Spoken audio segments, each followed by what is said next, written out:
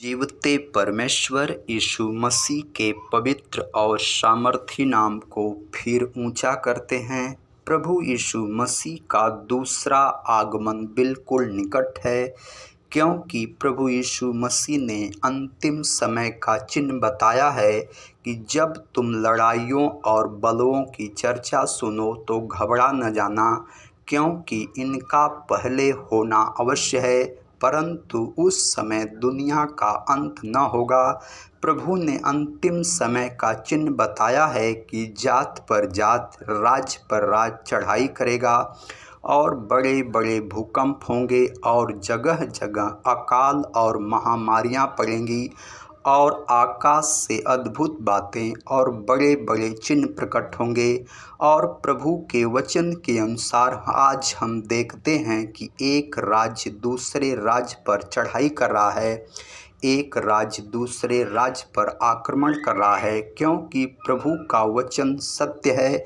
और प्रभु ने कहा है कि आकाश और पृथ्वी टल जाएंगे परंतु मेरी बातें कभी न टलेंगी।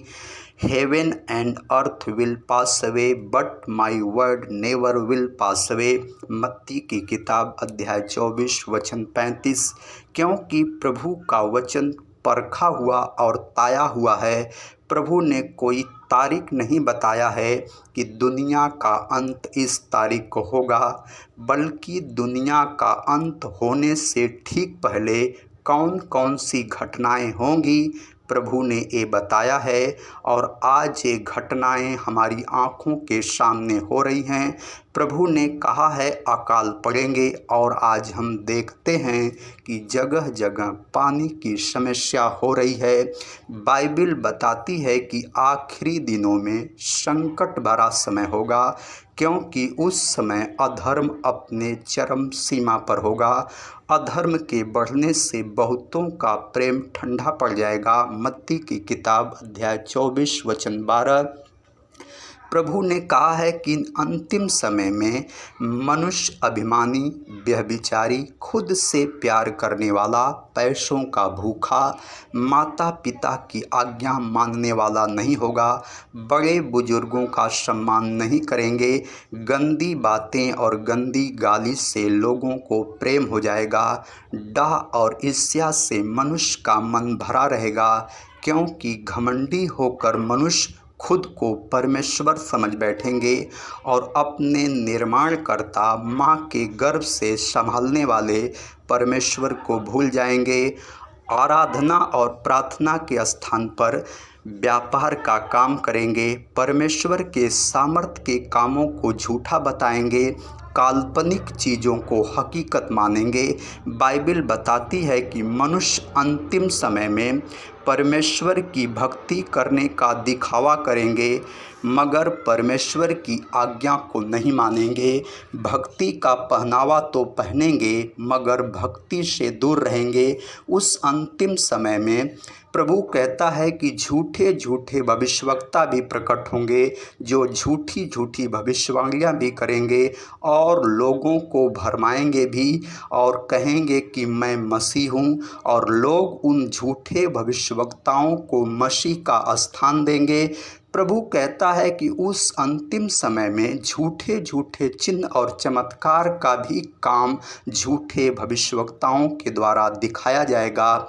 उस अंतिम दिन में दो प्रकार की कलीसिया होगी, एक परमेश्वर की कलीसिया जिसका शीश प्रभु यीशु मसीह हैं, और दूसरी कलीसिया शैतान की कलीसिया होगी जिसका स्वामी शैतान होगा। लोग भरमाए जाएंगे अंतिम दिनों में और स्वयं को अपने आप को खुदा समझ बैठेंगे और सत्य से दूर हो जाएंगे, क्योंकि जो सत्य को जानेगा वही स्वतंत्र किया जाएगा। इसलिए परमेश्वर कहता है कि जो सत्य को नहीं जानेगा वह गंधरस की आग में डाला जाएगा और उसका विनाश हो जाएगा। आओ हम परमेश्वर के वचन के अनुसार देखते हैं। परमेश्वर अपने वचन में कहते हैं कि जो परमेश्वर को नहीं पहचानते और प्रभु के सुसमाचार को नहीं मानते, उनसे वह पलटा लेगा। वे प्रभु के सामने से उसकी शक्ति के तेज से दूर होकर अनंत विनाश का दंड पाएंगे। पौलुस प्रेरित की दूसरी थिस्सलुनीयों के नाम पत्री अध्याय 1 वचन 8 और 9।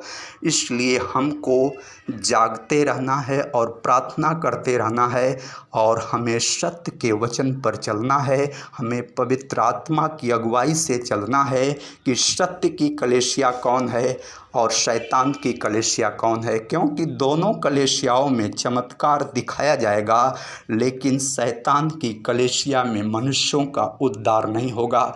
लेकिन यीशु मसीह जिस कलीसिया का सिर होगा, वह कलीसिया उद्धार पाएगी, उसके भेड़ें उद्धार पाएंगी। इसलिए हमें अंतिम दिन में परमेश्वर के वचन के अनुसार चलना है और हमको लड़ाइयों, बलों या किसी देश के आक्रमण से नहीं घबराना है, क्योंकि हमारा प्रभु जिंदा खुदा है। उसने मौत को हराया है, वह शैतान का सिर कुचला है, वह विजयी परमेश्वर है।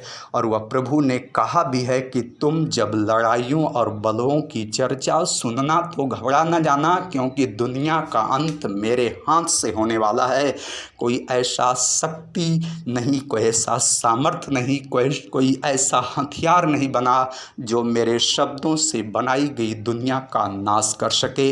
इसलिए हमको नहीं घबराना है, क्योंकि हमारा परमेश्वर यीशु मसीह जिंदा है और वह प्रभु आएगा और अपने लोगों को स्वर्ग के राज्य में लेके जाएगा।